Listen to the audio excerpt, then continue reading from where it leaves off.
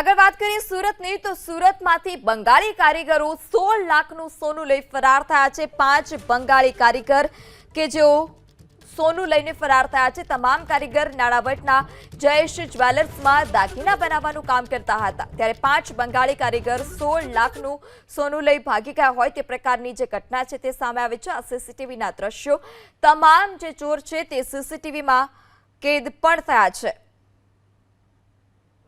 તો ટ્રેનમાં બેસી કલકત્તા પહોંચે તે પહેલા જ સુરત પોલીસે તેઓને પકડી પાડ્યા છે। તમામ મામલે લાલગેટ પોલીસે ફરિયાદ પણ નોંધાવવામાં આવી છે। તો આ સીસીટીવીના દ્રશ્યો છે કે જે બંગાળી કારીગરો હતા તે બંગડીની ચોરી કરતા હોય તેવા દ્રશ્યો પણ સામે આવ્યા છે। 5 બંગાળી કારીગર સોનાની બંગડીઓ લઈ ફરાર થઈ ગયા હતા।